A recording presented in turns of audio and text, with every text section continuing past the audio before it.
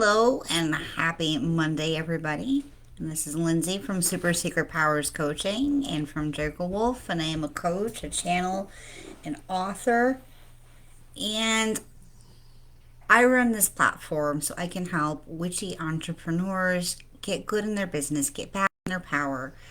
Because we're talking all about empowerment, magic, and business so that they can finally succeed, so they can get past this growth stage into the scaling stage of their business, and it just becomes so much less of a struggle.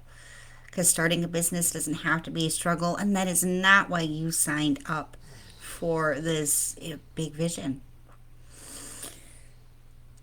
So today, and excuse me if my dogs start barking in a couple minutes. I'm waiting for my daughter to get back, but I don't know when that's going to be. She said, "Oh, I'm just running out to do this." I can't deal with these bangs today. And that was 20 minutes ago, and she's still not back. Of course, I may be a powerful witch, but I still can't control the power of the daughter. Oh well. Anyway, I hope your Monday is going good for you. I know I'm getting on late today, and I do promise to get better at this, but I am already going on to cruise mode here.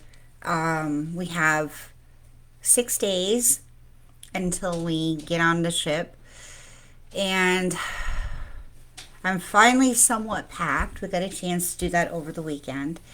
Um, but I'm not completely packed. Well, you can't really completely pack for these kind of things anyway, last minute toiletries and all that. But everything's lined up. I get a COVID test on Friday, and we're like, all right, this is like the weirdest cruise we've ever planned for. Now, cruising is my jam, which is why we're choosing to take this. It's not just mine; it's my family's jam. Why we're choosing to take this cruise now. We've had this booked since March, and I was, let's say, lucky enough to pick the date that was going to be the first cruise out of New Jersey, out of Cape Liberty. So it's like, all right, the first cruise on the ship, and this is the first time the ship was sailing out of the New York harbor, and it's like, it's a whole lot of firsts, and it's exciting in a way. And it's the first cruise since my mom passed because she was the travel agent.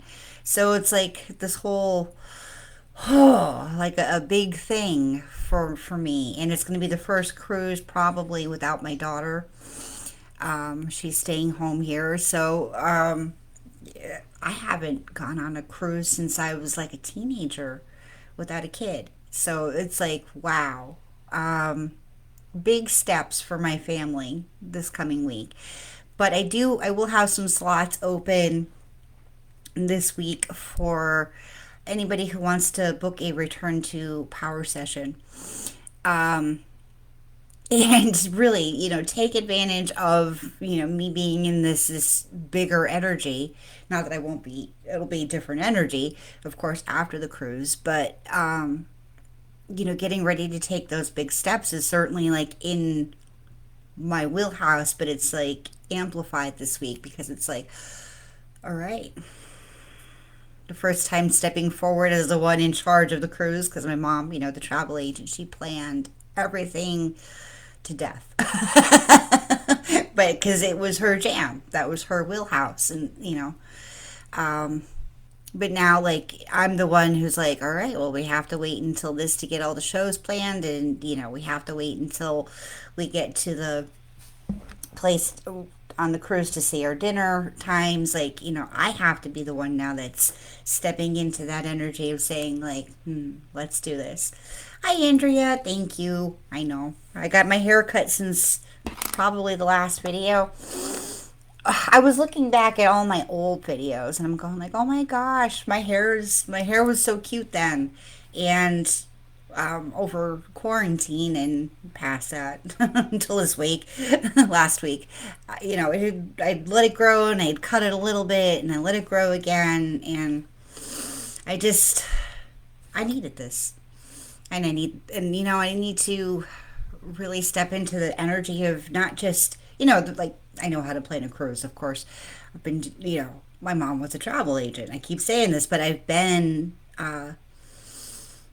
in that atmosphere and in that environment all of my life. And so it's not like I'm like freaking out. It's just that like this is so different.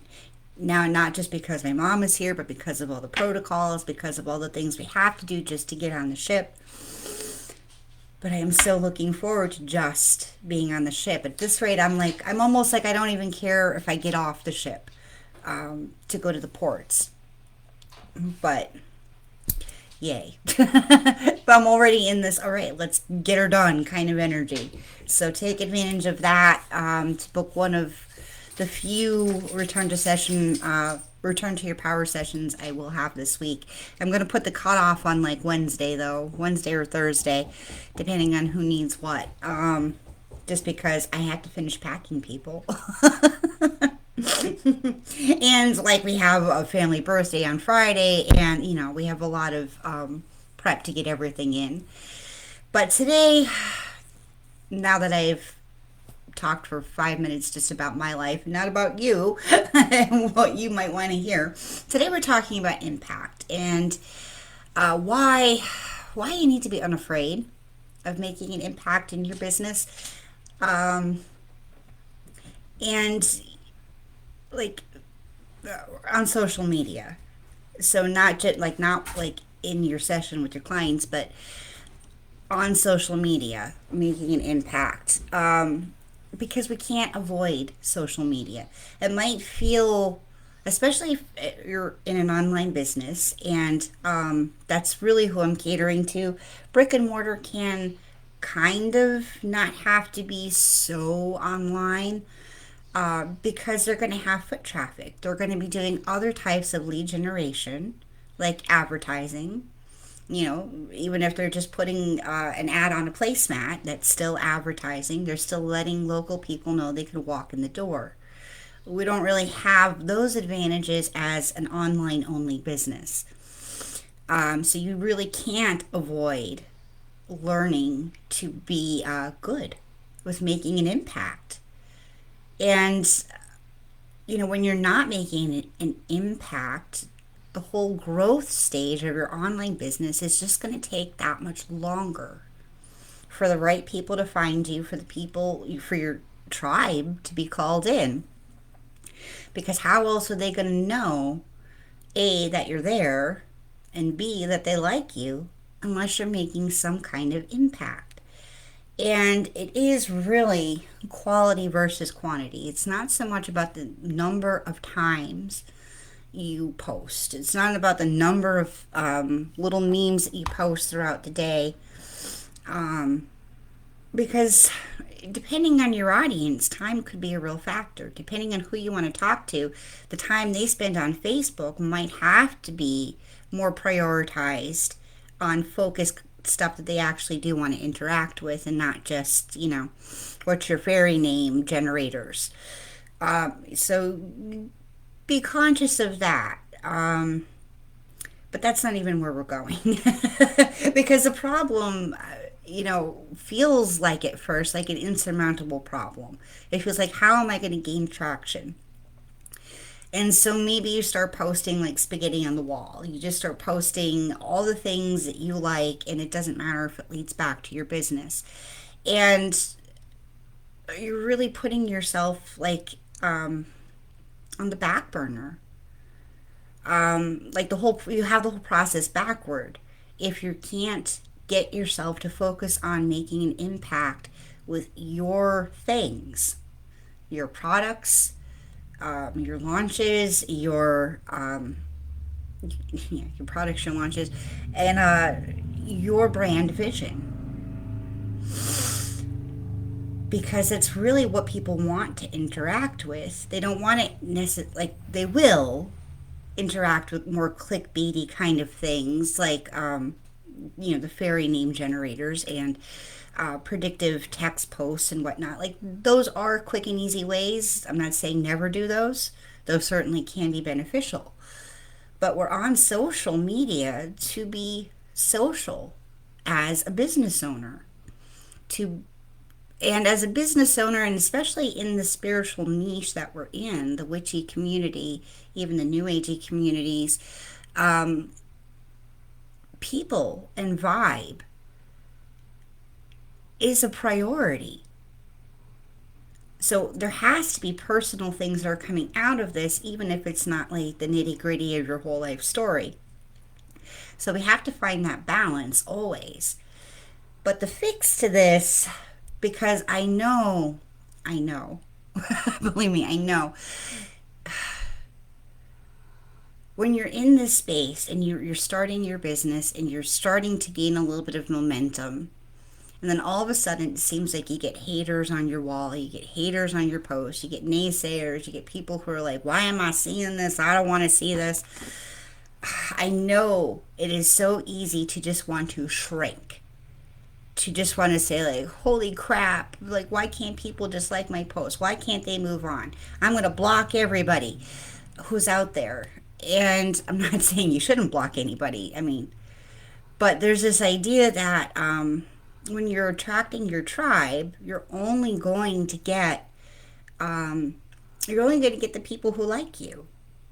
But it's a bit of well, it's erroneous, but it's glass full kind of thinking. It's optimistic kind of thinking because making an impact on social media, like a lot of other universal truths out there, you're going to get the good and the bad.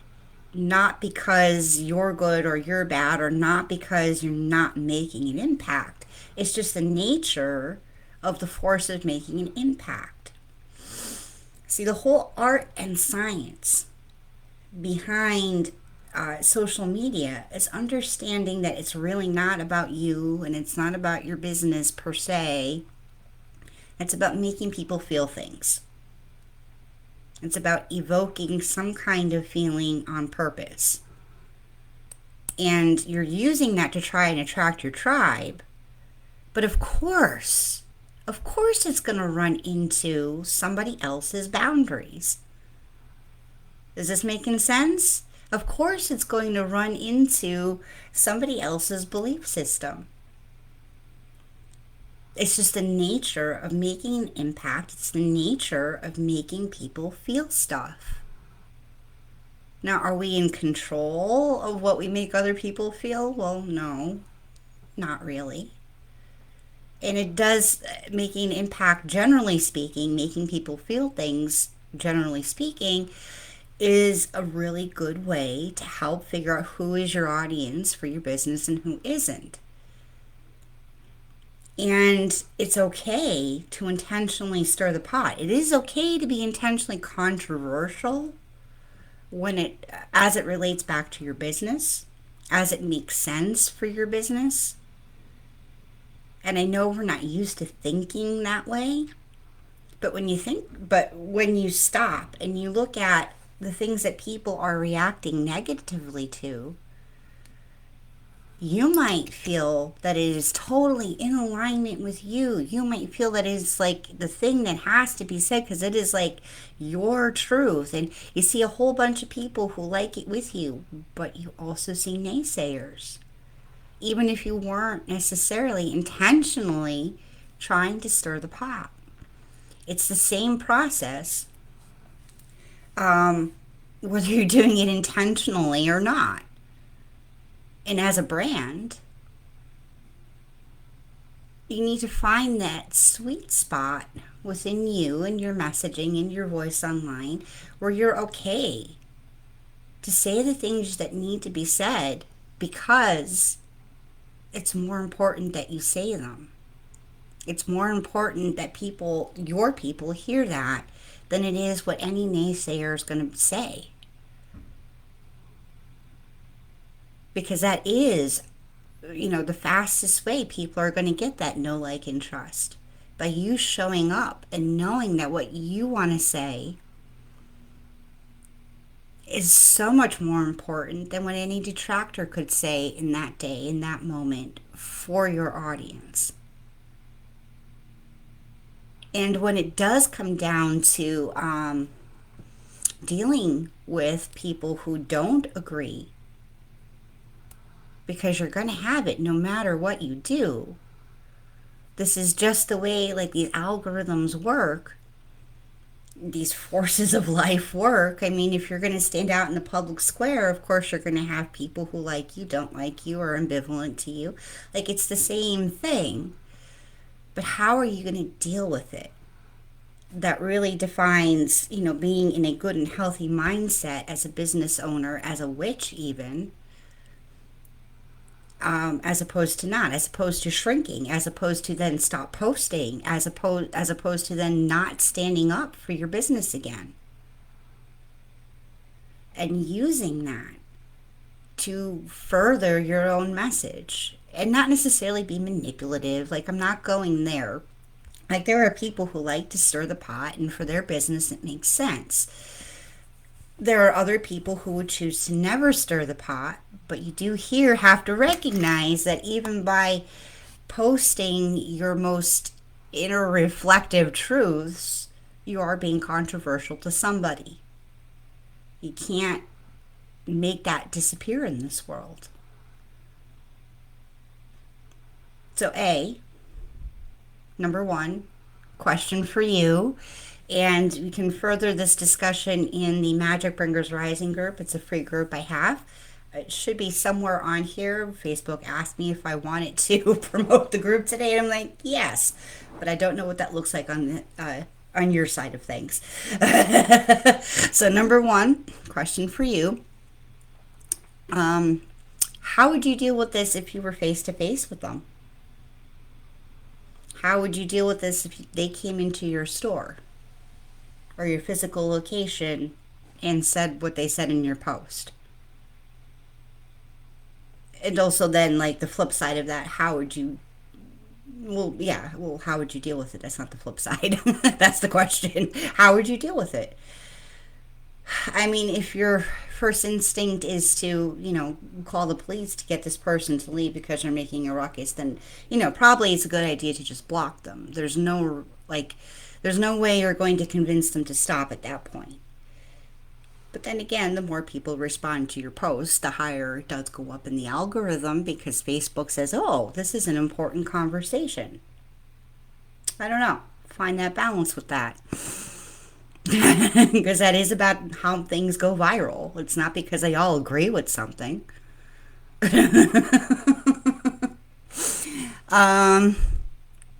Oh geez, and I think I forgot what number two is here. Oh, number two is, like, if you need to, build a script. How can you flip this to your favor? But by flipping that conversation to your favor, I'm not asking you how are you going to make the person who disagrees with you agree with you, because it's never the point. If your intention is to find your audience, what does your audience need to hear from you in this conversation so that they are affirmed and their know, like, and trust of you and your brand vision? So how would the most ideal person archetype in your situation deal with it as a business owner? And like I said, it's not about, convincing the person who doesn't ever want to agree with you that, you're the best shit ever, or that you're right.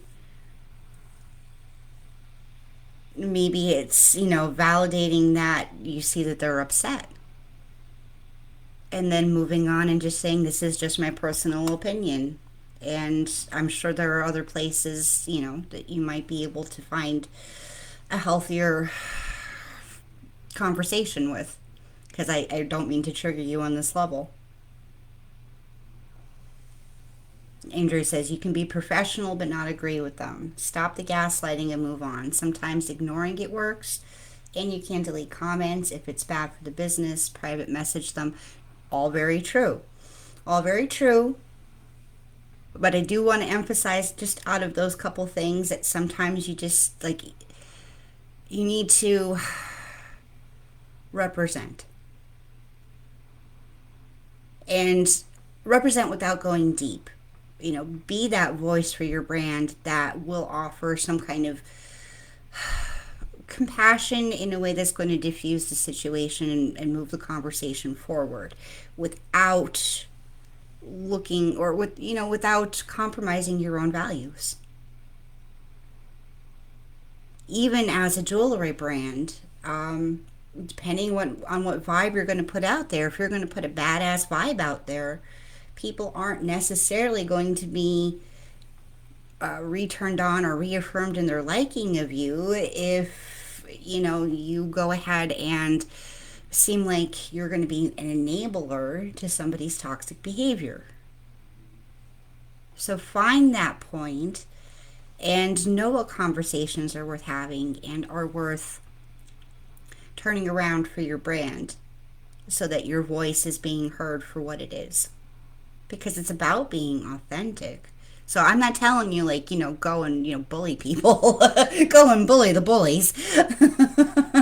But if your brand is you and how you, in the sense that it's how you feel and what you stand for, be that.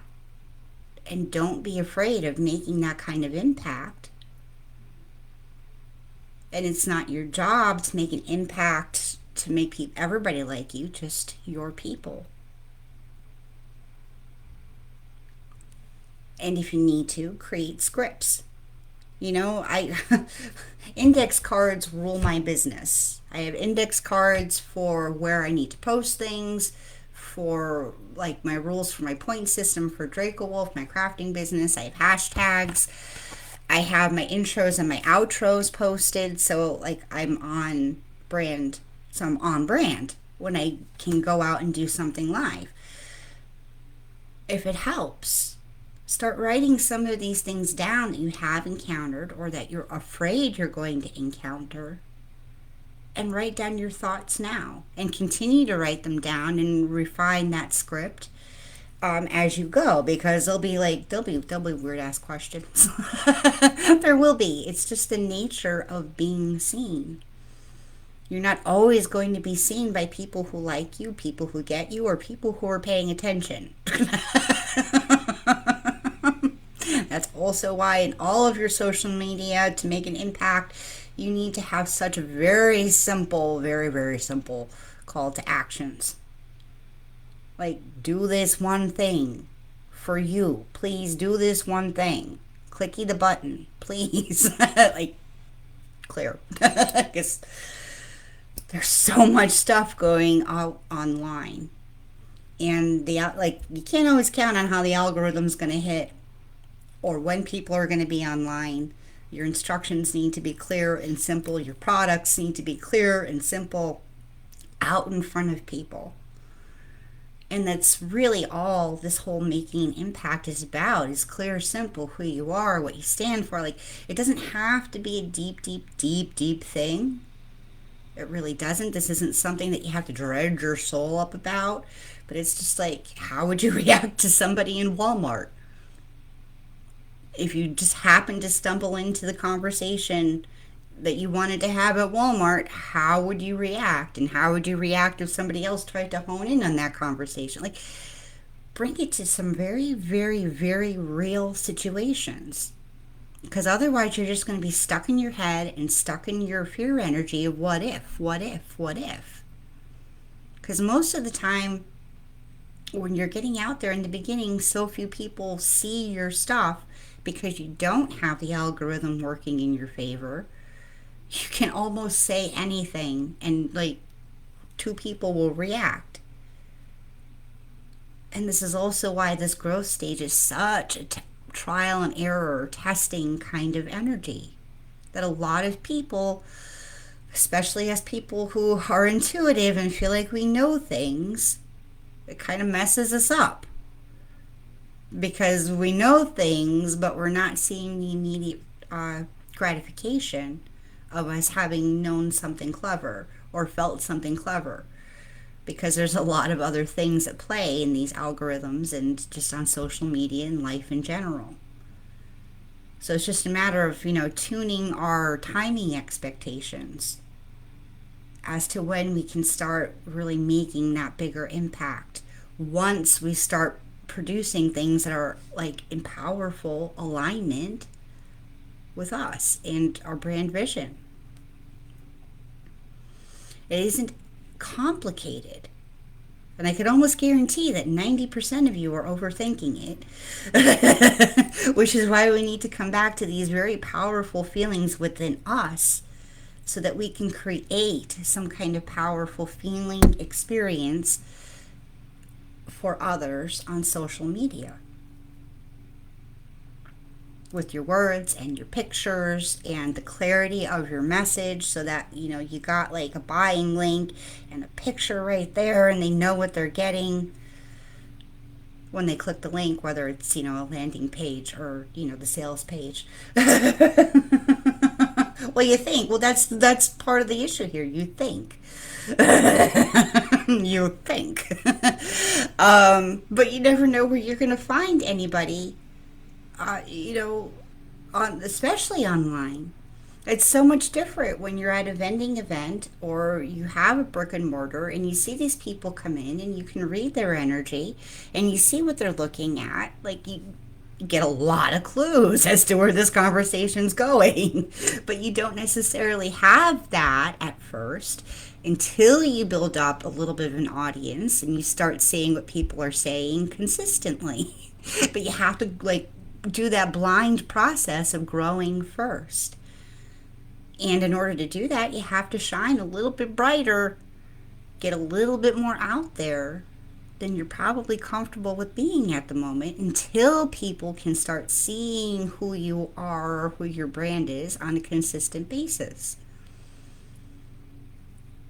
And they need to keep seeing it because it's online. There's a million things that are going to distract them. And it needs to be short and clear and simple and in their face.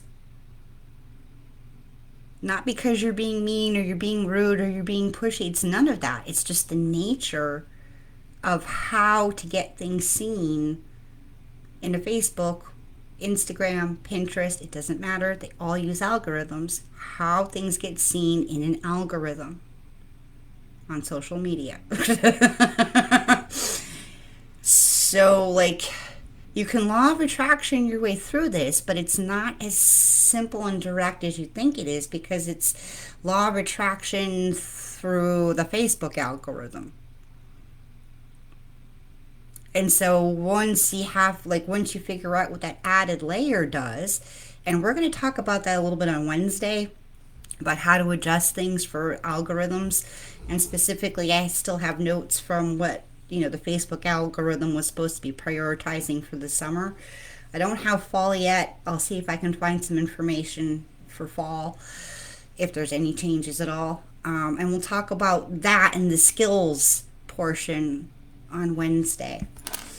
All right, so join me Wednesday, sometime in the afternoon, sometime between 1 and 3.